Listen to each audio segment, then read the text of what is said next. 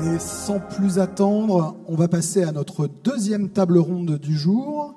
Donc, j'appelle à me rejoindre sur scène Alice Barbe et Marc Beretta, que je vais vous présenter dans 1 minute pendant qu'on se connecte avec Brigitte Feuillebois. Brigitte, vous êtes déjà connectée, vous nous entendez? Vous m'entendez? Oui, très bien. Est-ce que vous m'entendez? Super. Alors, je vous présente le temps que vous vous installiez. Alice, vous avez cofondé et dirigé jusqu'en 2021 l'ONG Singa France, un mouvement citoyen qui travaille à l'accueil et à l'insertion des personnes réfugiées. Depuis, vous avez créé et vous dirigez aujourd'hui l'Académie des futurs leaders, un programme qui vise à former et accompagner une nouvelle génération de leaders civiques dans leur entrée en politique. Et je ne doute pas que nous trouverons beaucoup de parallèles entre vos sujets de réflexion et les sujets de réflexion qui animent la salle aujourd'hui et qui animent le monde hospitalier de façon générale. Marc Beretta, vous travaillez depuis 20 ans, si ce n'est plus, autour des questions de leadership, aux côtés de chefs d'entreprise, mais aussi de dirigeants hospitaliers, de cadres, de chefs de service. Vous l'avez fait en France, vous le faites dans le reste du monde aussi, et vous les accompagnez soit au niveau individuel, soit à l'échelle de l'organisation, avec justement l'intelligence collective en ligne de mire. On en a parlé, c'est l'une des ambitions du leadership d'amener vers l'intelligence collective. Vous êtes par ailleurs directeur académique de programme dirigeant et professeur affilié de management et leadership à HEC Paris. Et vous publierez au printemps prochain votre prochain ouvrage dont le titre est « Les compétences du leader ». Avouez que c'était prédestiné. Et puis Brigitte Feuillebois, donc à distance, vous êtes infirmière de formation, manager de santé, avec un parcours dans le public et dans le privé. Et vous êtes aussi, et surtout depuis peu, la représentante de la profession infirmière, à la fois auprès du ministère de la Santé et de la branche européenne de l'OMS, ce qui vous amène à porter la voix des infirmières dans les discussions politiques qui concourent, qui participent à l'évolution de notre système de santé. Et Dieu sait que ces évolutions sont attendues. Alors, il y a une dimension politique dans le leadership. Je pense que ça fait partie des aspects qu'on va aborder dans cette table ronde. Merci à tous les trois de vous joindre à nous. Et puis, écoutez, je vais m'asseoir. On a une 40aine de minutes pour essayer de voir ensemble, de dessiner ensemble ce que pourrait, ou plutôt ce que devrait être le leader de demain dans le monde de la santé. Donc, vaste programme, ce leader. Où est-ce qu'on va le chercher? Comment est-ce qu'on le détecte? Comment est-ce qu'on le fait grandir? Et Alice, si vous voulez bien, je vais peut-être commencer avec vous, parce que finalement, c'est votre spécialité d'aller chercher des leaders là où on ne les attend pas forcément de façon évidente. Voilà, c'est une question très ouverte pour commencer, mais comment est-ce que vous abordez cette question finalement de se dire, là, il y a des gens qui ont un vécu, et puis dans le lot, il y a des leaders, et il faut aller les chercher. Comment est-ce qu'on fait?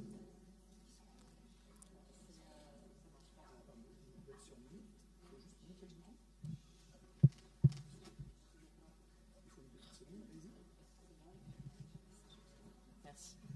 Et celui-là? Oui. Cool.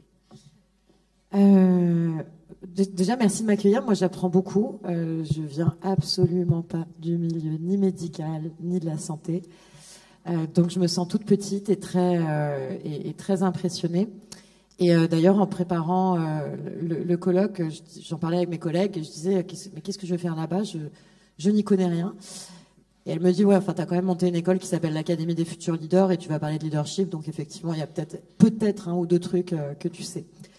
Je raconte rapidement ce qu'on fait avec l'Académie des futurs leaders. Déjà, est-ce qu'il y a des gens qui, dans la salle, qui vraiment admirent des leaders politiques en France? Alors, le leader doit-il être français ou... J'ai dit en France. En France. Bravo. Bonne question, vivant ou mort, ouais. Il y en a un peu mort, ouais, c'est un peu plus. Et le sujet pour lequel j'ai démarré l'Académie des futurs leaders, c'était il y a 2 ans, et c'était parti de ce constat-là que finalement il y a une très grande défiance envers les représentants politiques. Et quand on parle de leader, j'ai tapé leader sur Google Images tout à l'heure pour voir les images qui apparaissaient, et c'était François Hollande, Donald Trump, Vladimir Poutine. Donc on tombait quand même sur un sujet qui était très très politique. Et en revanche, quand on réfléchit à la notion de leadership en politique, on pense effectivement à l'incarnation politique, mais on pense pas forcément au service, on pense pas forcément aux serviteurs de l'État. Et c'est un débat que j'ai eu avec le dernier directeur de l'ENA, avant que l'ENA ne soit transformée. Et lui, il me disait, bah non, en fait, nous, l'ENA, on n'a pas produit vraiment tant de présidents que ça, tant de ministres que ça. En revanche, on produit des serviteurs de l'État. Et c'est là que je me suis dit, bah, en fait, des accompagnements de gens qui vont prendre une incarnation politique et embarquer la société, raconter une histoire, créer de la confiance dans un pays comme la France où la défiance envers les représentants politiques est à peu près de 83%. Bah, peut-être qu'il y a un besoin. Et donc, on a créé l'Académie des futurs leaders il y a 2 ans. On identifie des activistes, des entrepreneurs sociaux, des gens de terrain qui ont fait la différence sur la justice sociale, sur le climat, pour la démocratie, et qui pas forcément le désir d'entrer en politique, mais qui se disent peut-être que j'ai un rôle à jouer. Non pas parce que j'ai un ego, j'ai une ambition, mais parce que ce que j'ai fait peut peut-être faire la différence sur une échelle politique. À titre d'exemple, on a accompagné Stéphane Ravaclé, qui est un boulanger qui a fait 13 jours de grève de la faim pour sauver son apprenti, Ley, qui était menacé d'expulsion. On a aussi accompagné Alison, qui était aide-soignante. Elle a dû arrêter ses études à 17 ans parce qu'elle était enceinte. Aujourd'hui, elle a 35 ans. Elle a fondé une entreprise qui s'appelle Tagine Banane et elle est bordelaise d'ailleurs. Elle est d'ici. Et elle s'engage pour les mamans. Alors, je vous raconte tout ça. Pourquoi ? Parce que la question qui s'est posée autour de l'académie, c'est on va embarquer des gens qui peuvent être bac plus 12, bac moins 12. On s'en fiche, c'est pas le sujet. C'est qu'ils ont fait la différence parce qu'ils ont servi une communauté. Ils étaient prêts, comme Stéphane, à mourir pour la cause. Ils étaient prêts à mourir pour son apprenti. Ça, c'est le premier marqueur pour moi de leadership. Pas forcément d'être prêt à mourir, mais d'être dans cette posture de servir sa communauté et d'avoir cet objectif-là dans la compassion et l'éthique. Après, pour moi, les leaders, ils n'ont pas forcément besoin d'une formation. Ça, c'est tout l'enjeu management, leadership, compétences, etc. Il y a déjà cette flamme en eux. Il y a déjà la flamme du service. En revanche, il y a parfois des trous dans la raquette. Il peut y avoir des trous dans la raquette qui sont des trous sur les savoirs théoriques. Ça peut être aussi avoir un réseau. Parce qu'être un leader, c'est pas juste avoir des diplômes, c'est pas juste avoir des connaissances, c'est aussi savoir naviguer dans des zones de pouvoir. Parce que, bon, on va pas s'y tromper, on parle de pouvoir quand même. Surtout quand il s'agit de management. On parle de comment une certaine forme d'exercice du pouvoir va pouvoir être appliquée, comment on va, d'une certaine manière, arriver à le conquérir. Ce qui fait que, et je vais parler du leadership politique, mais je pense qu'il y a beaucoup de parallèles à faire, la majorité, le monde du pouvoir et le monde du leadership est quand même un univers très monochrome, viriliste et endogame, avec une belle reproduction aussi des schémas et des patterns qui peuvent être parfois du management toxique, de la domination, beaucoup de place accordée à l'ego. Donc finalement, ce qu'on essaye de faire avec l'académie, c'est de voir comment les personnes qui vont être les plus intègres, les plus empathiques, et je développerai tout à l'heure là-dessus parce qu'on a tout un sujet de syndrome de l'imposteur, on a tout un sujet de barrière, notamment quand on est une femme, quand on est une personne issue de la pauvreté et de la précarité, mais de comment on va accompagner ces personnes pour qu'elles puissent prendre le pouvoir pour servir leur communauté. Très clair. Et alors, on a bien compris, donc finalement c'est l'expérience qui vous amène à détecter ces leaders. Ils ont prouvé finalement qu'ils avaient un engagement, qu'ils avaient une envie de servir une cause. Si on devait, parce que malheureusement on doit quand même ramener un peu on doit tenir à l'intitulé de cette conférence, est-ce qu'il y a justement des compétences un peu qui apparaissent communes à ces leaders qui peuvent provenir de milieux très différents, vous l'avez dit, bac moins 12 à bac plus 12. C'est quoi un peu les traits communs peut-être qui apparaissent ? La première chose, mais je crois que ça a été quand même beaucoup dit et répété, on parle de co-construction. Quand on parle de management, clairement, sur l'académie, c'est des personnes qui sont capables de faire de la mobilisation citoyenne à grande échelle, mettre les gens en réseau, sur un pied d'égalité, mais en identifiant les compétences de chacun, et permettre de créer des campagnes. Par exemple, on a accompagné des gens qui ont dirigé des grands mouvements, comme la primaire populaire, par exemple, qui a été quand même quelque chose d'assez énorme. Donc il y a cette question de comment on va faire c'est du community organizing finalement.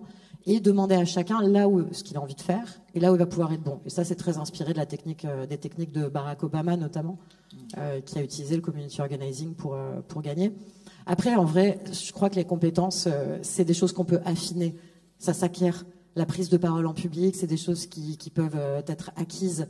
Les compétences théoriques, connaître un système juridique, les droits des institutions, toutes ces choses-là, ça s'apprend finalement. Mais à la fin, je crois que le leadership, c'est vraiment la question de jusqu'à quel point on est dans la dimension de service. Et je crois que là-dessus, l'éthique aussi est un des gros sujets.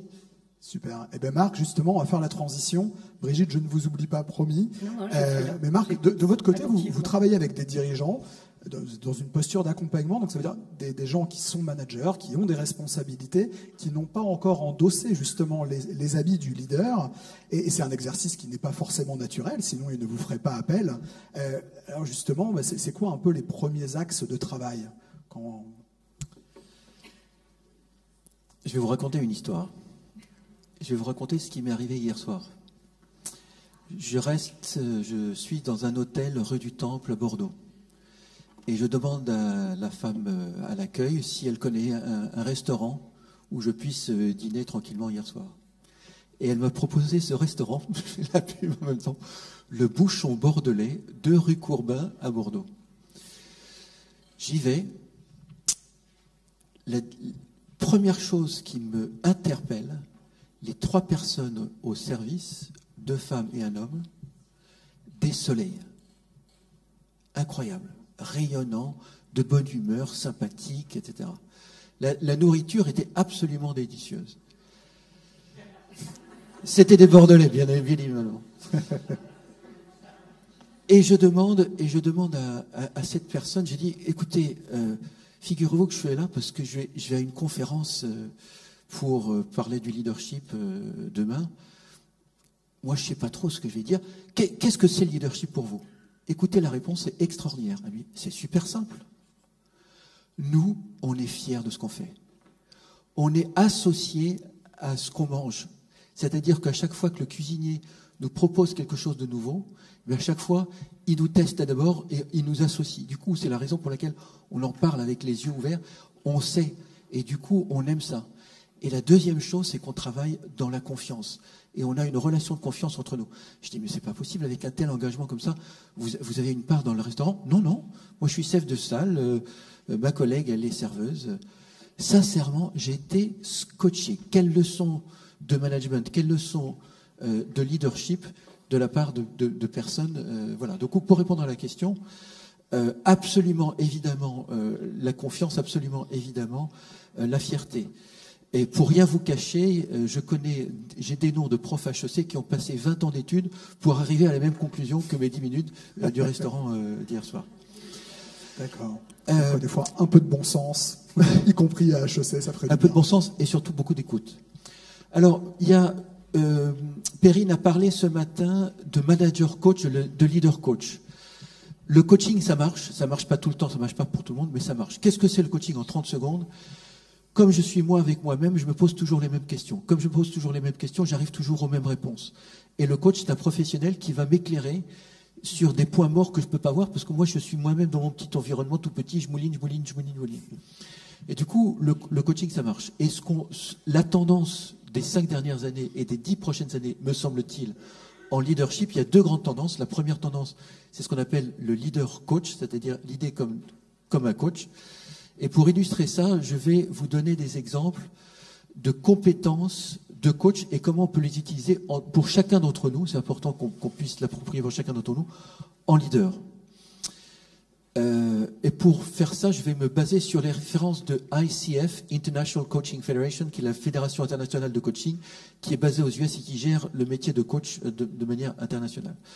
Première chose, et ma collègue vient d'en parler, c'est l'éthique. C'est d'avoir un minimum d'éthique, d'avoir des standards, de respecter la confidentialité. Ça, c'est la base. Deuxième point qui peut être évoqué, c'est d'avoir une structure d'esprit de coach. Qu'est-ce qu'on appelle structure d'esprit de coach? Être engagé dans des enseignements, dans des formations en permanence. Vous formez-vous, et c'est une question que je vous pose, est-ce que vous formez chaque année? Hyper important. Hyper important d'être capable, d'abord d'être dans l'état d'esprit, de se dire j'ai toujours des choses à apprendre et d'être en apprentissage permanent. Autre chose par rapport à cette dimension-là, c'est la capacité à développer justement cette connaissance que je n'ai pas. Donc apprentissage permanent. Autre chose, autre compétence qui est absolument indispensable, c'est l'écoute. Qu'est-ce que ça veut dire écouter? Ça veut dire écouter ce qui est dit, et encore plus important, écouter ce qui n'est pas dit. Ouais, j'ai un problème avec Michel, etc. Ok, mais derrière ça, c'est quoi le problème? Est-ce que c'est Michel ou est-ce que c'est autre chose? En fait, la question, c'est quoi la question derrière la question? Il y a souvent une question derrière la question. Et moi, je vous invite, quand vos collaborateurs viennent vous voir en disant oui, j'ai un problème avec Michel, j'ai un problème avec Monique, j'ai un problème avec Gérard, finalement, pourquoi tu viens me voir? C'est quoi la question derrière la question? Donc, du coup, c'est une autre compétence, c'est la présence. Quand je suis là, je suis là. Et si je suis pas capable d'être là, eh ben je dis écoute Michel, je suis désolé là j'ai une réunion, je dois voir le directeur général de l'établissement. Écoute, on se voit demain à 10h, mais là je peux pas. Donc la présence. D'accord. Et en complément de ma question sur les compétences, je vous donne une réponse rapide, mais est-ce qu'il vous est déjà arrivé ou est-ce qu'il vous arrive de rencontrer des cadres ou des dirigeants dont vous vous dites on ne pourra pas en faire un leader? On pourra évidemment l'améliorer un peu, mais on n'en fera pas un leader. Oui, ça m'est arrivé plusieurs fois, je veux dire. Et une fois, un dirigeant que j'ai accompagné, ce dirigeant-là, capacité intellectuelle, plus, capacité intellectuelle, émotionnelle, pardon, moins. Et pourquoi ce coaching-là? Parce que dans ses équipes, burn-out après burn-out, il les usait les uns après les autres. Et la direction de l'école me dit, peut-être qu'un petit coaching, ça pourrait lui aider à s'ouvrir un petit peu ses chakras, à lui mettre un petit peu développer son empathie. Juste, je pourrais passer 3 heures sur ce sujet. Je veux simplement donner un exemple très concret. Je lui ai dit, Gérard, je vais l'appeler Gérard. Il n'y a pas de Gérard dans la salle? Okay. Ouais, mes 2 prénoms favoris, c'est Gérard et Monique. Mais bon, s'il n'y a pas de Gérard, s'il n'y a pas de Monique, je peux continuer. Et je dis à Gérard, Gérard, tu sais ce qui serait bien pour la fois prochaine, c'est que quand tu arrives le matin, tu dises bonjour, comment ça va? Juste pour voir ce que ça fait. On ne sait pas. On va voir. L'histoire est véridique. La fois d'après, je lui dis alors comment c'était? Il me dit écoute, bonjour, ça allait, mais comment ça va? C'était dur. J'en ai rien à faire. On est là pour bosser, les cocos. Allez, on est là pour bosser. Et figurez-vous que cette personne-là a vraiment changé. J'ai vu la DRH et elle m'a dit mais qu'est-ce que tu nous as fait, notre ami Gérard? Moi, je vous invite peut-être. Avez-vous une idée de qu'est-ce qui a fait bouger Gérard? Oui, il y a une question que je lui ai posée. C'était une question qu'on appelle pour créer les prises de conscience, parce que je pense qu'un leader est capable de leader en posant des questions. Donc, qui peut avoir l'idée de quelle est la question que je lui ai posée qui lui a fait...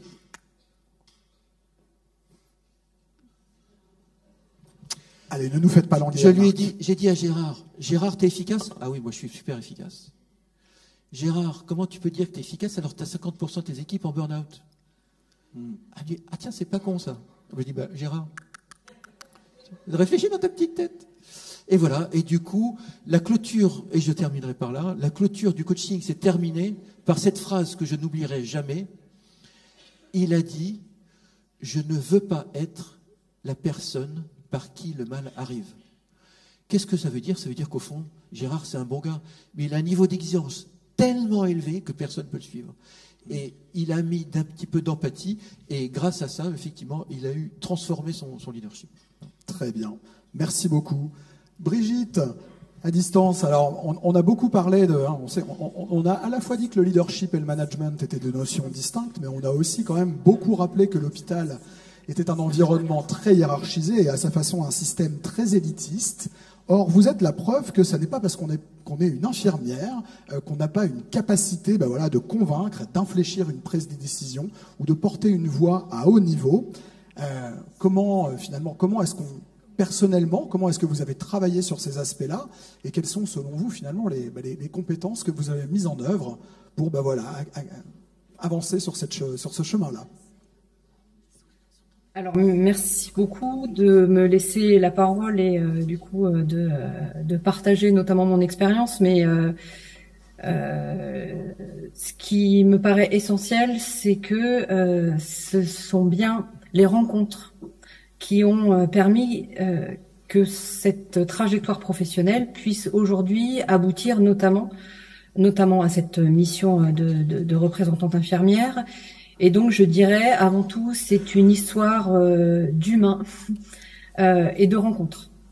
De rencontres avec des personnes qui sont là aussi pour guider sur un chemin qui peut-être n'est pas encore visible. Et le fait, effectivement, de rencontrer ces personnes-là, c'est comme si... au fil de ma trajectoire professionnelle, ce sont donc des leaders qui m'ont accompagné pour pouvoir m'inspirer en fait vers des chemins qui se sont construits les uns à côté des autres, les uns après les autres, comme des briques en fait qui permettent de constituer un puzzle cohérent et pertinent. Et donc, ce qui m'a aussi guidée justement dans cette trajectoire progressive, c'est le doute, le fait de douter et le fait de questionner en permanence une pratique qui, pour moi, nécessitait justement une forme de réflexivité. Ça a été abordé en tant que tel, mais le fait que à chaque rencontre, à chaque aboutissement d'une forme de projet, comme si ce projet devait se poursuivre vers un autre chemin. Sauf que ce chemin, il se construit aussi par le biais de l'enrichissement d'une forme de connaissance de soi-même, de ce que l'on peut aussi construire au regard des rencontres avec d'autres personnes, qui sont des personnes inspirantes, qui portent une forme d'influence en fait, pour nous permettre aussi d'identifier en nous une forme de potentiel, de potentialité, même pas de potentiel, en tout cas de potentialité, et que ces potentialités qui sont observées par un extérieur qui vous fait confiance, parce que du coup il y a effectivement ce doute, une forme de confiance qui vous est accordée par d'autres qui observent en vous une forme de capacité à faire émerger cette histoire en fait, et du coup cette trajectoire permettant d'aboutir à un chemin, à un positionnement particulier, puisque du coup en fait au-delà d'avoir cette place de représentante infirmière côté gouvernemental, il y a bien aussi en parallèle donc une fonction d'experte.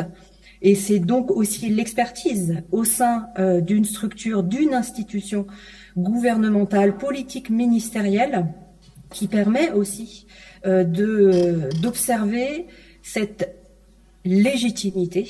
Et pour en venir aussi à cet élément qui me semble aujourd'hui essentiel, c'est une légitimité qui vous est accordée, pas obligatoirement par une diplomation particulière, par un poste de manager, puisque aujourd'hui je ne suis pas manager, puisque j'ai plutôt un poste de conseillère, mais cependant cette légitimité, elle est accordée aussi parce que j'ai une forme de crédibilité au regard de cette trajectoire professionnelle que j'ai construite, qui me permet aujourd'hui d'apporter une forme de conseil, notamment dans des travaux liés en particulier à la profession infirmière, mais pas que. Et cette crédibilité, elle s'appuie aussi sur une forme de projet qui se co-construit avec une équipe, au sein d'une équipe. C'est cette équipe aussi qui permet donc du coup de reconnaître cette forme de légitimité, pas uniquement l'institution en tant que telle, c'est bien l'équipe avec laquelle on travaille qui le permet, et c'est aussi ce collectif, et ce sont aussi des éléments qui ont été très largement discutés, débattus. Mais en tout cas, être leader, c'est surtout ne jamais être seul. Si on est seul, me semble-t-il, cela est une forme presque d'autoritarisme, qui effectivement n'est pas l'élément fondateur d'un leader ou d'une forme de leadership. C'est effectivement cette co-construction, mais surtout cette interaction. Donc on est dans un phénomène aussi interactionniste et contextuel. Ce sont aussi donc des rencontres à des moments précis qui permettent de se dire que un certain nombre de choses deviennent possibles parce que il y a les bases, les piliers qui permettent effectivement d'aller vers des éléments de co-construction,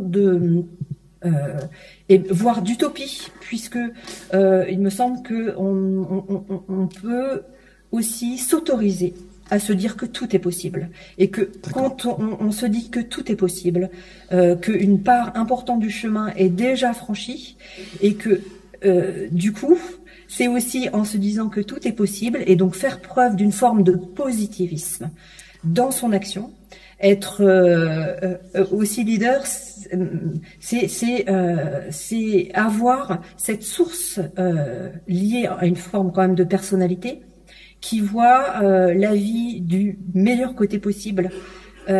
Donc, au-delà, effectivement, je finis juste, de compétences qui pourraient être l'objet, en fait, d'une formation, je pense que une formation ne permet pas de construire des leaders. Très bien. Et alors, j'ai une question. Anne Le Gagne parlait tout à l'heure de la nécessité de congruence. Hein. Il faut être aligné avec ses valeurs, etc. Et Alice, ça fera la transition avec la prochaine question qui vous sera adressée. Est-ce que aujourd'hui, donc vous évoluez dans le monde politique. Est-ce que c'est nécessaire finalement pour être bien dans sa posture de leader, d'être aussi, donc il faut être aligné soi-même. Mais est-ce qu'il faut être aussi aligné avec le projet général et avec finalement l'institution dans son ensemble?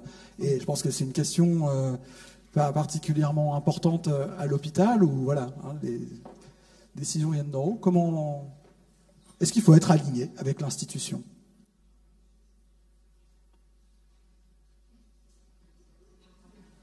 Je savais que la question n'était pas évidente. Vous avez le droit de botter en touche. C'est moi qui... Vous attendez une réponse de ma part, pardon. Excusez-moi. Justement, me semble-t-il qu'il convient d'être et aligné et en même temps pas aligné. Alors du coup, c'est une position extrêmement délicate et inconfortable. Quand on est leader, on est toujours dans l'inconfort, me semble-t-il. En tout cas, c'est ce que je perçois dans cette mission et le mandat en fait qui m'est confié, notamment aujourd'hui sur la réforme infirmière, qui nécessite de porter une forme de vision et donc du coup un projet, et en même temps d'atténuer ou d'adapter en permanence, en fait, d'ajuster cette exigence liée à une vision idéalisée en fait d'un projet sur une réforme ambitieuse, extrêmement attendue, tout en gardant aussi des convictions qui permettent d'aller vers une certaine forme d'influence quand même de l'institution, parce que on est convaincu que ce sont les bons chemins à prendre. Alors après, on peut se dire que du coup, ça peut être un peu paradoxal d'intégrer en fait un mandat. D'intégrer un mandat en fait qui nous est donné par l'institution et en même temps de s'en écarter en permanence pour pouvoir influencer ce mandat. Et c'est toute la question autour justement de ce champ politique qui est aujourd'hui à la manœuvre, hein, que ce soit au niveau ministériel, gouvernemental, hein, puisque au cours effectivement du lancement de cette réforme, il y a donc eu une modification non seulement de la composition du cabinet du ministre lui-même, qui effectivement va aussi avoir une forme d'influence sur l'aboutissement de la réforme. Cependant, le fait d'avoir été au début du lancement et j'espère aller au moins jusqu'à la finalisation, la stabilisation de ce que pourra être la réforme, notamment dans le champ de l'exercice, permet effectivement de construire un continuum. Ce continuum, il est aussi porté parce que, et j'en reviens, parce qu'il y a une forme de conviction qui est nourrie en fait en permanence avec les acteurs de terrain que je côtoie de façon hebdomadaire et en fait qui me permettent aussi d'être porte-parole au sein de l'institution de ce que le terrain ou les acteurs en tant que tels qui ont aussi leur place et que je peux représenter à certains moments.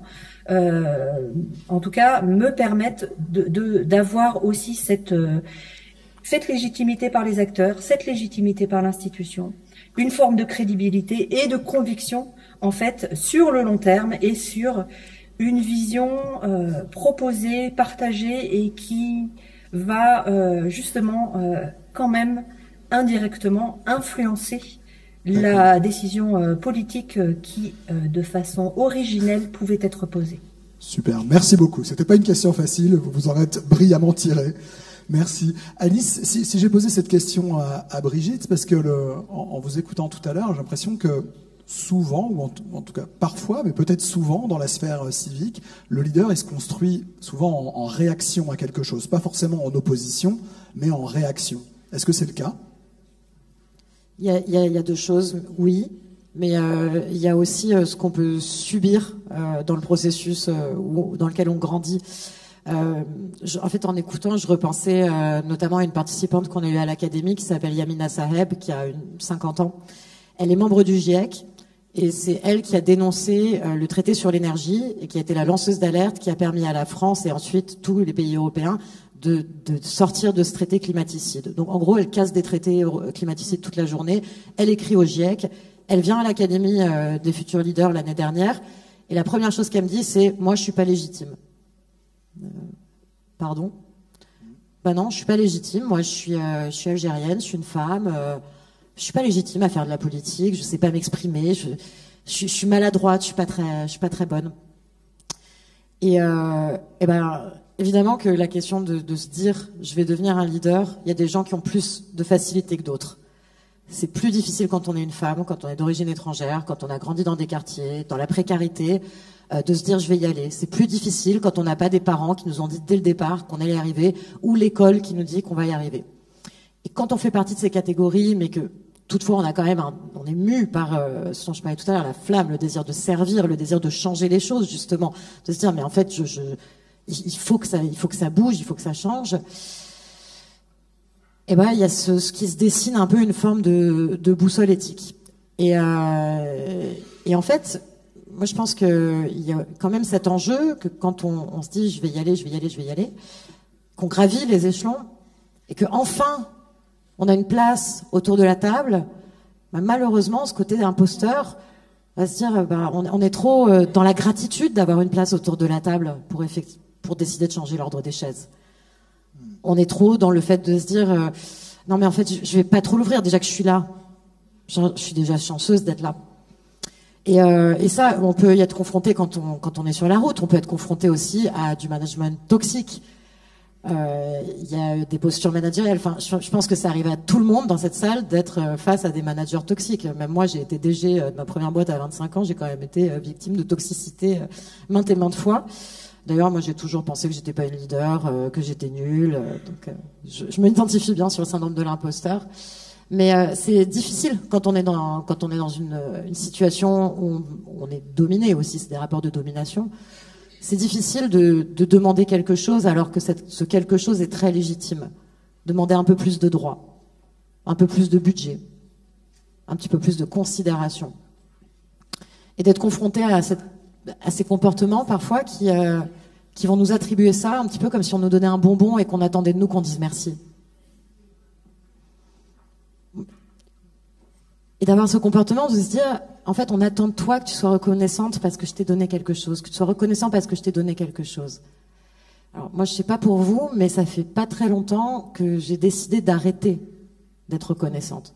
Ça veut pas dire il faut brûler le système, il faut tout renverser, faire la Révolution française et décapiter tout le monde. Hein. Évidemment, je suis pas une grande anarchiste qui veut tout changer, abolir le management vertical sous toutes ses formes. Mais je sais combien il peut être dur de s'attaquer à un système en se disant je vais y aller petit à petit, mais je vais refuser de compromettre mes valeurs, de compromettre le combat que je peux avoir, de baisser les yeux, d'attendre que ça passe et me dire mais je vais continuer mais doucement. Ça demande beaucoup, hein. Enfin, je pense que les psys, les coachs, etc., c'est essentiel. Ça coûte cher, mais c'est essentiel. Mais je sais que dans cette salle, il y a bien des personnes qui ont un idéal dans le métier qu'ils font tous les jours, qui voient les défauts de l'univers dans lequel ils sont. Et je suis pas experte, encore une fois, mais je pense qu'il y a beaucoup d'enjeux, les monopoles pharmaceutiques, le gouvernement, le manque de ressources. Mais moi, en tant qu'activiste, vous, en tant que professionnel, on en arrive à payer le prix dans notre chair quand on vit aussi cette toxicité, quand on la dénonce. Elle n'est pas obligatoire. On nous demande d'être poli, de dire merci, d'être moins offensif. Moi, le conseil que je peux donner, c'est on n'a pas le temps, on n'a pas l'énergie pour ça. D'accord. Donc on est reconnaissant, mais à bon escient, et pas uniquement parce que les conventions l'imposent. Marc, sur cette question de l'exigence finalement, de l'exigence qu'on se fixe. Enfin, il y a l'exigence qu'on se fixe à soi-même, et puis il y a les valeurs avec lesquelles on veut pas transiger, hein, celles dont parle Alice. Et puis, c'est un peu le sens de la question aussi que je posais à Brigitte, mais il y a ce qu'on connaît bien ici, il y a les exigences que nous pose l'institution. Comment on compose finalement avec cette dualité qui est souvent paradoxale. Oui, c'est une très bonne question. Je vais élargir un tout petit peu. Je pense que l'exigence va aussi avec une certaine forme de bienveillance. Et je pense que on peut avoir un niveau d'exigence très, très, très élevé, mais qu'il faut aussi avoir un niveau de bienveillance très, très élevé. Je pense que c'est bon d'équilibrer les deux. Moi, je voulais partager aussi autre chose avec vous, c'est sur l'importance, me semble-t-il, pour un bon leader, d'une bonne et saine connaissance de soi. Je vais vous donner un exemple. Si je suis pas bien dans mes baskets, je vais avoir un comportement perturbant. Et si j'ai un comportement perturbant, mes collègues vont en payer le prix. Et du coup, on rentre vraiment dans un cercle néfaste, destructeur. Et j'ai envie de dire, la première étape commence par soi et commence par une bonne connaissance de soi. Alors, chacun ses techniques. Certains, c'est peut-être la thérapie, d'autres, c'est peut-être la méditation, d'autres, c'est peut-être la prière, d'autres, c'est peut-être le chant, la musique, je sais pas, chacun son... Mais ça me semble très, très important d'avoir une bonne connaissance de soi pour justement, quand la tempête souffle un petit peu fort, être capable d'avoir des bonnes racines. On a parlé du réseau plus tôt dans la journée. Avoir des bonnes racines de manière à pas être déraciné. Donc ça, c'est un point. Il y avait deux autres points que je voulais voir avec vous. C'était aussi la dimension d'agilité. Je pense que le leader est agile, ça c'est sûr.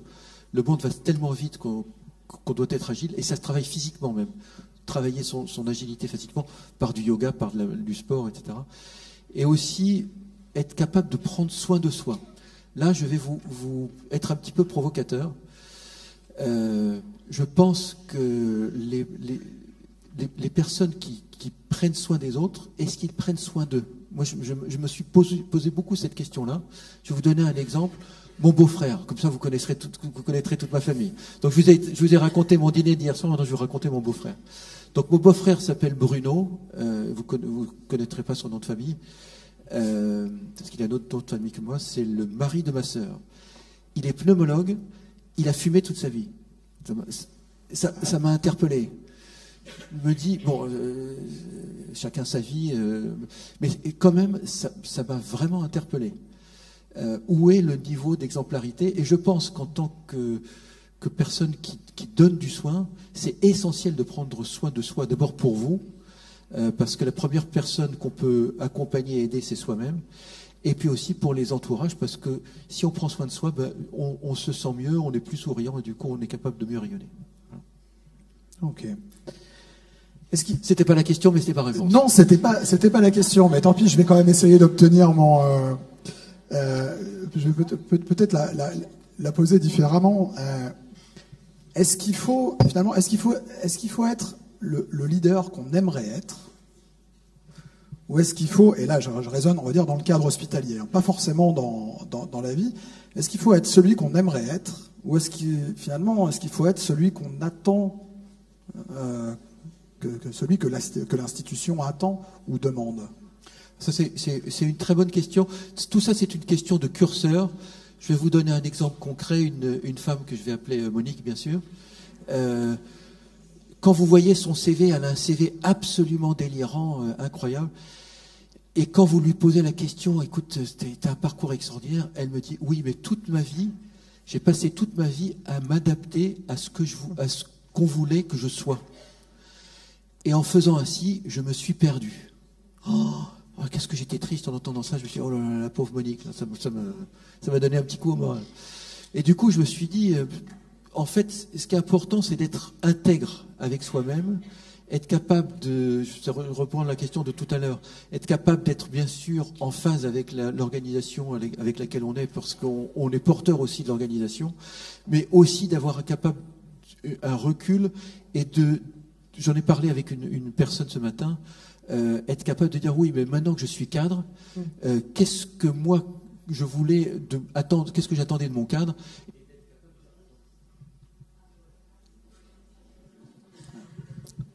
Si la régie qui nous joue un mauvais tour, qui vous trouve trop. Ça y est, j'ai eu un premier micro et j'attaque le deuxième. Est-ce que moi je suis capable d'être vraiment à l'écoute des personnes pour lesquelles je travaille? C'est le servant leader dont on a parlé plus tôt. D'accord. Brigitte, qu'est-ce que ça vous inspire, vous? Ce que ça m'inspire, c'est déjà effectivement les différents propos. Je trouve que c'est vraiment très intéressant aussi de les proposer les uns avec les autres en complémentarité. Et notamment, alors c'est toute cette vraiment en ce qui concerne le mandat institutionnel. Alors je reviens effectivement sur la manière de servir et la manière de servir aussi, notamment voilà dans un pays comme la France, c'est aussi de sortir du cadre. Sortir du cadre pour justement être potentiellement porteur de ce qui pourrait être une issue ou en tout cas une porte permettant de construire le futur. Mais du coup, en construisant le futur, encore faut-il effectivement être dans une forme de conviction et personnelle, mais du coup avoir cette possibilité aussi d'apporter ce pour lequel on se bat, hein, parce que c'est vrai que je l'admets très très volontiers. Mon quotidien n'est pas aisé dans la mesure où effectivement n'étant pas issu du rang soit de sciences politiques, soit de l'ENA, de l'INSP, soit effectivement de manager ou de hauts fonctionnaires ou de directeurs de structures, hein, directeurs d'hôpitaux, qui effectivement façonnent aujourd'hui quand même le paysage, notamment ministériel, fait que au-delà de cette construction permanente en fait de la forme de la légitimité pour l'institution, mais aussi pour la profession que je représente, et que il y a cette nécessité en permanence, bien entendu, donc de s'adapter, de s'ajuster. Alors c'est vrai que la notion d'agilité est un élément aujourd'hui, me semble-t-il, très à la mode, mais qui en fait traduit aussi une forme de malléabilité dans des personnalités qui sont en capacité aussi de développer des champs du possible dans des conjonctures, dans des contextes, dans des situations organisationnelles qui potentiellement ne sont pas favorables. C'est trouver les portes des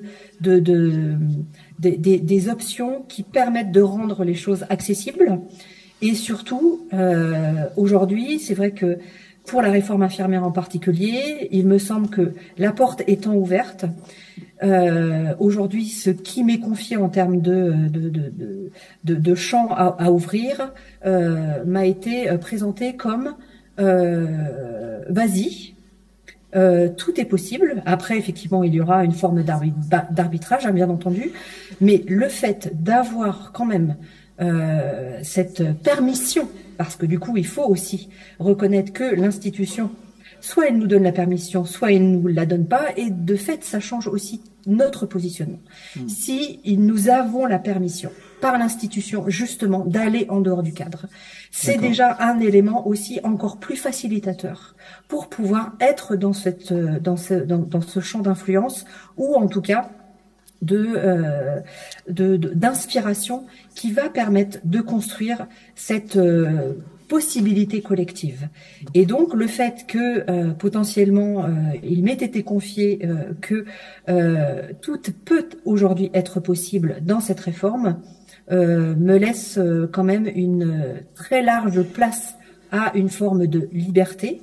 Et c'est vrai qu'on n'en a pas parlé, me semble-t-il, en tout cas là, dans cette table ronde, mais se sentir libre d'oser faire des choses dans un contexte quand même effectivement qui est cadré, bien entendu, mais cependant ce cadre qui lui-même en fait devient agile parce qu'on vous laisse la possibilité de le rendre plus modulable, parce que vous pouvez le faire, parce que effectivement quelque part vous avez construit cette forme de légitimité qui permet à l'institution de poser une forme de potentialité sur ce que vous pouvez mener. Donc on en revient à ces notions de cette confiance. notion de permission et de liberté, me semble-t-il, est aussi intéressante. D'accord, merci beaucoup.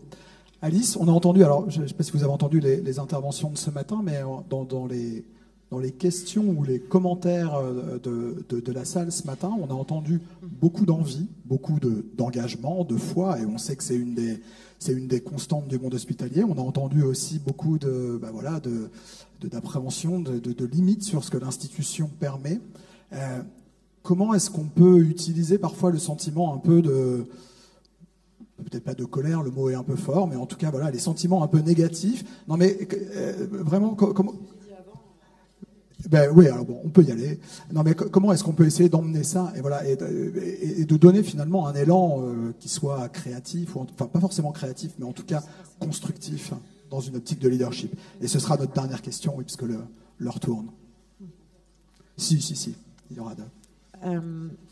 Moi, je crois que la colère est un moteur. C'est pas l'unique moteur. Ça se voit pas, mais je suis très méditation, bien-être, et je prends beaucoup soin de moi, et je suis un bisounours. Mais quand j'ai un micro dans la main, parfois c'est compliqué de le comprendre. Mais je crois que la colère est effectivement un moteur qui peut être très nourricier, à condition de savoir quoi en faire, évidemment, de pas se laisser envahir, parce que sinon on se retrouve avec un président des États-Unis avec les cheveux orange qui fait n'importe quoi. Ouais. Et qui, lui, pour le coup, il aurait bien besoin de faire de la méditation. Je pense que la colère, il faut juste savoir comment être stratège avec, comment elle peut être féconde, comment elle peut créer quelque chose, l'accueillir.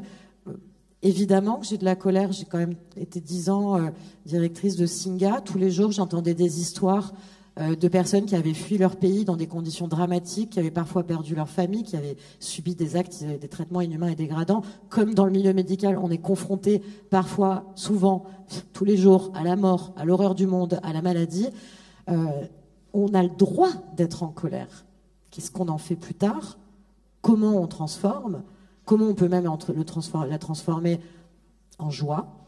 Pas en joie à titre individuel, mais ce qu'on a fait avec Singa, typiquement, on rencontrait des personnes qui nous racontaient tout ça et on disait, bon, ok, qu'est-ce qu'on va faire maintenant? Qu'est-ce qu'on va créer ensemble?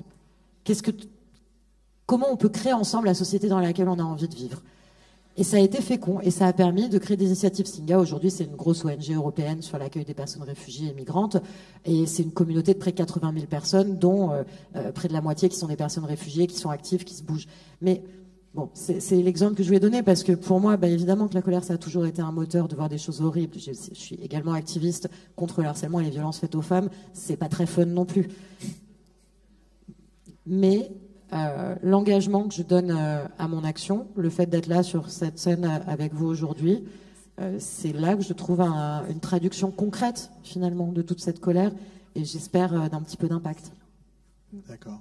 En tout cas, on est sur des missions, le care, le soin, des missions qui ont du sens et où donc cette colère doit pouvoir être rendue féconde. En tout cas, c'est l'un des enjeux du leadership, vous l'aurez compris. Allez, on arrive au terme de cette table ronde. Déjà, je vous propose d'applaudir nos 3 intervenants.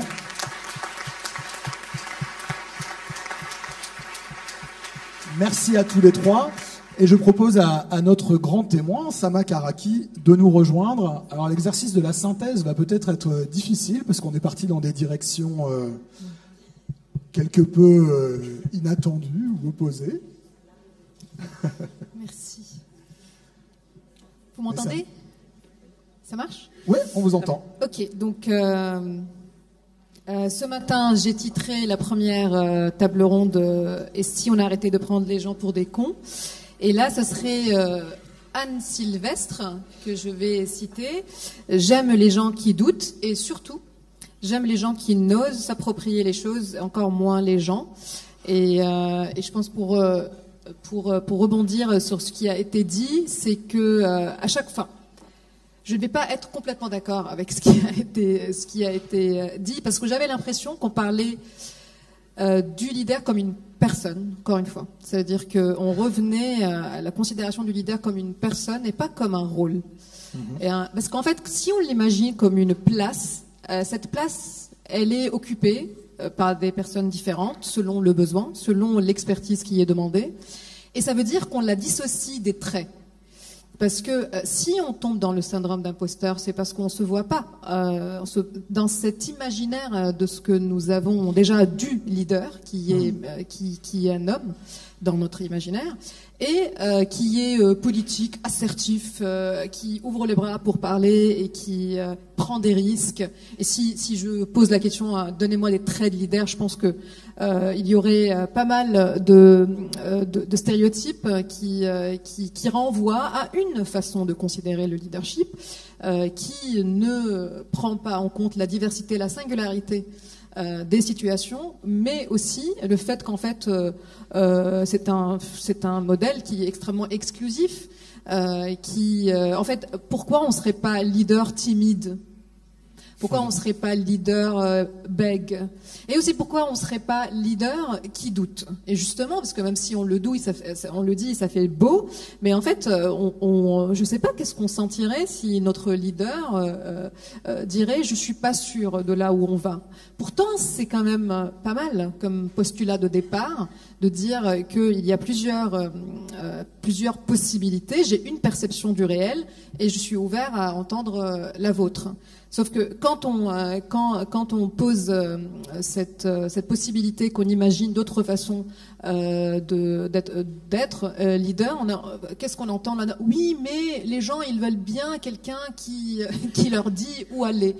Pas vraiment. Pour revenir à Rancière, il faut arrêter de prendre les gens, pas seulement pour des cons, mais aussi pour les infantiliser au point de considérer que si on ne leur donne pas une direction claire, avec assertivité, on va perdre leur engagement. Et donc, je pense que voilà, arrêter d'essentialiser le leader à des traits et à des traits justement qui sont choisis pas par hasard. Je pense que Sarah nous en dira plus après.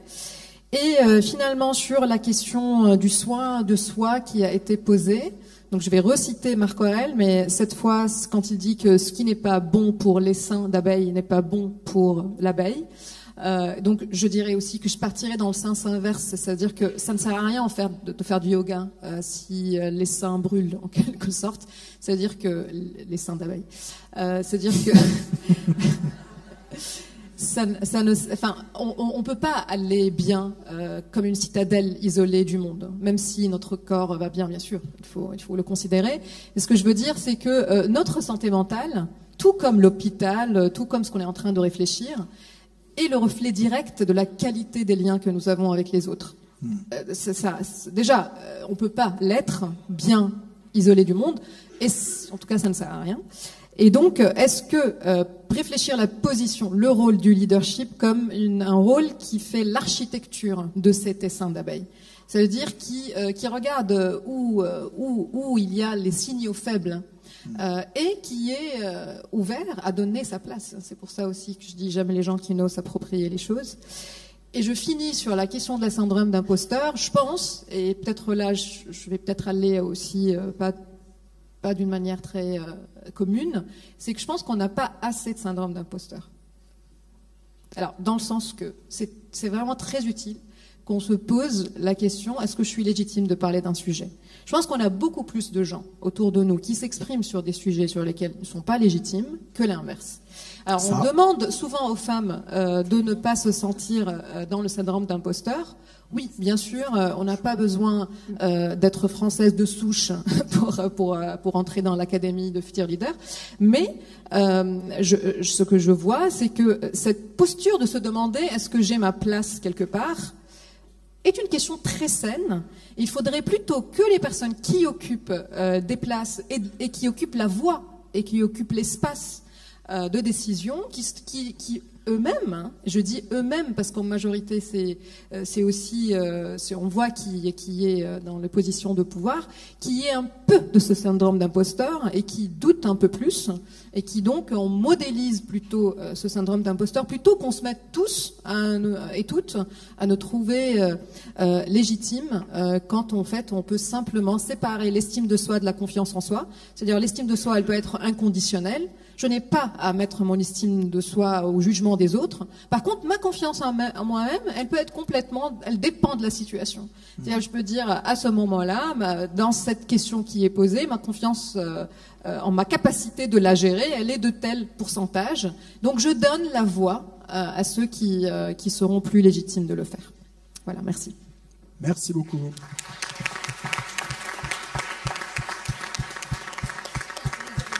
Allez, restez sur scène, on va prendre quelques questions. Je demande de les faire rapides pour qu'on puisse enchaîner avec la dernière présentation du jour.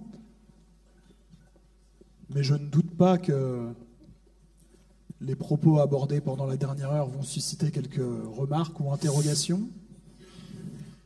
Bonjour. Non ? Moi j'ai... Si, non. Ah, allez-y. Bonjour, donc moi je suis chef du pôle anesthésie réa au CHU de Bordeaux. J'ai une question toute simple. Est-ce que un leader ou un manager qui veut absolument être leader sera un bon leader ? Autrement dit, est-ce que Platon, qui dit il ne faut pas donner le pouvoir à ceux qui le veulent, a raison ou pas ?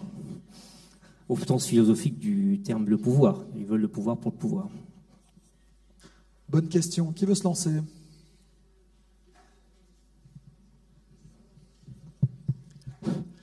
Je ne connaissais pas cette citation de Platon, mais je la trouve superbe. J'avoue que je suis assez... oui, moi, je m'interroge sur... Parce que derrière le leader, il y a des questions de pouvoir. Derrière les questions de pouvoir, il peut y avoir des questions d'argent, etc., etc. Et que moi, mon point de vue, c'est que ça peut bloquer pas mal de choses parce que on se met sur des postures, justement. Et si je me mets sur une posture, ben, j'écoute plus et du coup, je suis plus un vrai leader.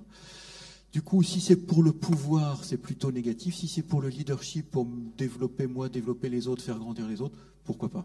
Voilà, ce serait ça ma réponse. Alice, le pouvoir ? Malheureusement, heureusement, je ne sais pas. On parlait d'essentialisation tout à l'heure. Je pense qu'on est quand même dans un système où celui qui veut du pouvoir obtient du pouvoir.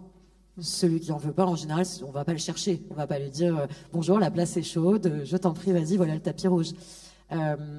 Avec l'académie, effectivement, on a essayé de penser le truc en disant bon, comment on va faire pour aller chercher les gens qui veulent pas le pouvoir, mais qui sont hyper légitimes pour y aller. Du coup, on a un système de nomination. N'importe qui peut nominer n'importe qui. Si vous, il y a quelqu'un que vous avez envie de voir en politique et que vous admirez, vous pouvez le nominer. Bon là, en ce moment, on a fini la campagne, mais chaque année, on fait une campagne de nomination et à chaque fois, les gens reçoivent l'invitation à candidater. Ils sont pas au courant. Ils disent mais moi, pourquoi moi ? Et ce qui est très fort et très puissant quand on les fait passer devant un jury, dont Sama a fait partie cette année, c'est qu'ils disent tous moi, j'ai jamais pensé que j'étais capable d'y aller, mais à force d'entendre tous mes proches et tous les gens de ma communauté me dire il faut que tu y ailles, je me dis pas j'y vais, je me dis pourquoi pas. Je ne sais pas si je peux, d'un point de vue neuroscientifique, parler de la question du pouvoir. C'est que, en fait, quand on pense au pouvoir, on pense au statut, à la hiérarchie, et du coup, on pense aux loups et aux babouins, n'est-ce pas? C'est-à-dire les mâles alpha et tout ça. Alors, ce qu'il faut savoir, c'est qu'on a eu beaucoup de mythes dans ces études. En réalité, personne ne suit le mâle alpha. C'est-à-dire le mâle alpha qui est très jeune et très musclé, qui se bat avec tout le monde, il est préoccupé tellement par le maintien de ce pouvoir qu'il ne construit jamais de l'expérience. Donc finalement, qui on suit? On suit les vieux, les parents, comme nous d'ailleurs.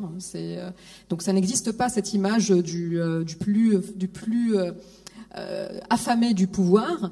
Il est préoccupé par cette question du statut, et donc ça augmente dans son sang un taux de cortisol et de testostérone qui sont dus à cette quête et à cette. Donc en fait, il passe sa journée à faire pipi autour pour maintenir son territoire, et il n'est pas donc apte à. Et d'ailleurs, on lui fait pas confiance. Pareil pour les babouins, on fait confiance à ceux qui vont se montrer gentils et collaboratifs. Donc c'est aussi de la démanteler. Les mythes que nous avons sur que les leaders sont les plus dominants ou les plus à la recherche de la domination, en fait, c'est opposé au rôle du leadership qui est désintéressé. C'est-à-dire qu'en fait, finalement, on suit les personnes qui n'ont pas l'air de vouloir qu'on les suive. Ce qu'on appelle le charisme, c'est ce qu'on a l'impression que les gens ne font pas d'efforts pour qu'on les suive. Ça nous rassure justement parce qu'on se dit, comme ils ne sont pas préoccupés d'une manière intuitive, comme ils ne sont pas préoccupés par cette question, ça veut dire qu'ils gardent leurs ressources pour construire l'expérience nécessaire.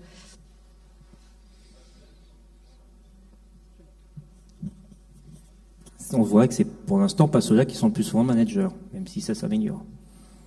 Oui, peut-être que c'est pour ça qu'on est dans une crise à la fois managériale et à la fois politique, parce que les personnes qui cherchent ces positions sont tout le temps dans une position électorale, dans une position de maintien de pouvoir, au point de ne pas être centrés sur le processus même. Merci beaucoup. Une autre question? Oui? Attendez le micro, parce que... Bonjour, voilà, je voudrais savoir ce que vous pensez du paternalisme social comme moyen de maintenir son leadership. Carrément. À qui est adressée la question? À tous. Parce que si je vous pose cette question, c'est parce que dans le monde d'aujourd'hui, surtout dans le monde de la santé, où en fait il y a une concurrence telle en termes de recrutement, où finalement c'est le candidat qui est à la manœuvre, hein, finalement il peut choisir la structure où il va aller. Donc c'est le recruteur qui doit être suffisamment, on va dire, attractif pour les candidats. Est-ce que le fait d'être dans une attitude de paternalisme social en termes de politique QVT, ça va être un avantage concurrentiel par rapport à d'autres structures qui ne sont pas aussi paternalistes dans leur mode de management et de fonctionnement? Moi, Qui se sent de répondre? Je veux bien. Est-ce que vous pouvez juste donner un autre mot à paternalisme, juste pour comprendre si c'est bien ce que j'ai compris? Paternalisme social, pas au sens où on l'entendait au XIXe siècle, à l'époque de Gaudin et son famille militaire, où finalement tous les salariés d'une entreprise étaient regroupés dans une structure où le patron finalement octroyait tout à ses salariés. Le logement, la sécurité de l'emploi, l'école qui était sur le site et tout. Pour moi, c'est ça la vision que j'ai du paternalisme social.